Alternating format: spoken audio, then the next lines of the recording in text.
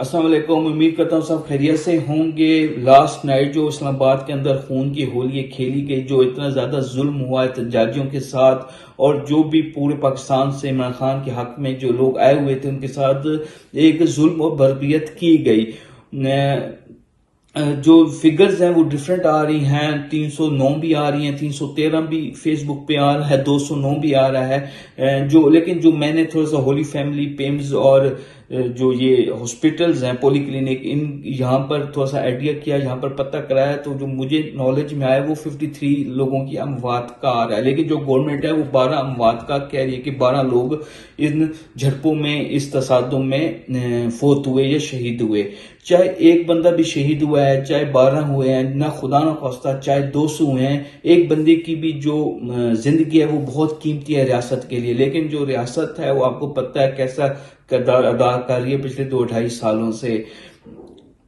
जो मुझे पता चला है, अच्छा मैं इसमें एक और बात बताऊं, ये सब जो किया धरा है, ये जो सब तसादम हुआ है, जो गलत प्लानिंग की गई है डी चौक आने की, ये टोटल मैं इसका जिम्मेदार बुशरा बीबी को ठहराता हूं। मुझे पता चला है कि जब ये संजानी ये जब क्रॉस किया toll plaza, Islamabad toll plaza, उसके बाद गवर्नमेंट ने इनको कहा, जो कंटेनर था कंटेनर के साथ जो काफिला था उसको कहा गया मीन गंडापुर को इनको कि आप लोग 26 नंबर पे बैठ जाएं या संजानी चले जाएं, वहां हम आपको जगह देते हैं, अब वहां पे एहतजाज रिकॉर्ड करा लें, वहां बैठ जाएं।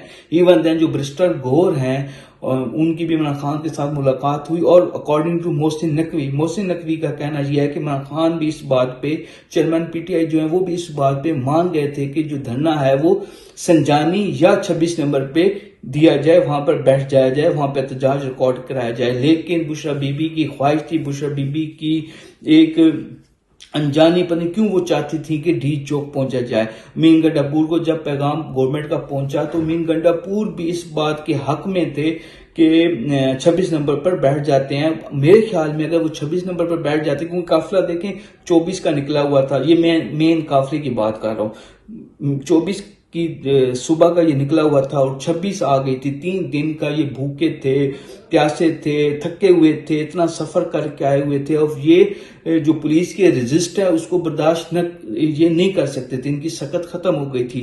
तो अपने जो काफिला था उसको ठहराव देते, वहां पर बैठ जाते, और वहां पर बैठने से भी ये होता है कि पेशावर का, केपीके का, या जो इस साइड का जो पंजाब है उसका और मेन फेडरल का, पिंडी का राब्ता कट जाता, और बहुत ज्यादा प्रेशर गवर्नमेंट पर पड़ जाता अगर 3 या 4 दिन भी वहां पर बैठ जाते। लेकिन बदकिस्मती से जो बुशरा बीबी हैं और अहमद न्याजी हैं जो कि रिश्तेदार भी हैं इमरान खान के, इनकी जिद की वजह से और इनके बार बार इसरार के बाद जो काफिला है उसको आगे मूव किया गया और डी चौक की तरफ ले जाया गया। कल 4 बजे 5 बजे मैंने डी चौक का विजिट किया तो लोग बिल्कुल, वो जो इंतजामिया थी उन्होंने काफिलों को आगे आने दिया, काफिलों को आने दिया जा रहा था, और वहां पे डी चौक तक रसाई हासिल थी, आसानी से जो काफिले थे वो डी चौक पहुंच गए। लेकिन रात के तीसरे पैर काफिले को और इन लोगों को तीनों तरफ से घेर के इन पर गोलियां बरसाई गई, इन पर जुल्म किया गया, एक फस्तानियत की जो हवा है उसको उजागर किया गया, बहुत जुल्म किया गया। पूरी रात गोलियां इस्लामाबाद में गूंजती रहीं। लेकिन जारी बात है, हुकूमत है, उनके पास डंडा है। देखें, मोहसिन नकवी कोई इलेक्ट होकर नहीं है, वो टेक्नोक्रेट उनको हम कह सकते हैं। वो उन्होंने कल अपने हल्के में जाके जवाब नहीं देना, वो कुछ भी कर सकता है, और उसने रात को किया। तो लेकिन जो भी है, मैं इस सब जो सिनेरियो कल पैदा हुआ, और पीटीआई एक बंद गली में अब चली गई है। इसके बाद पीटीआई के लिए, इमरान खान के लिए, बुशरा बीबी के लिए, गंडापुर के लिए मैं जो है ना वो कुछ सख्तियां देख रहा हूं। मे भी बुशरा बीबी को दोबारा अरेस्ट भी किया जा सकता है। तो रात को भी इन्होंने कोशिश की बुशरा बीबी को अरेस्ट करने की, और फिर स्ट्रीम चैनल्स के ऊपर खबर चलाई गई कि बुशरा बीबी अरेस्ट हो गई, यहाँ तक कि वो झूठी खबरें थी। तो मैं समझता हूं जो पीटीआई है वो अब किसी हद तक बैकफुट पे चली गई है और बंद गली में चली गई है। अब डिपेंड करता है कि आने वाला वक्त जो है, आने वाला जो टाइम है, उसमें पीटीआई अब नया जो लाए अमल है वो क्या बनाती है।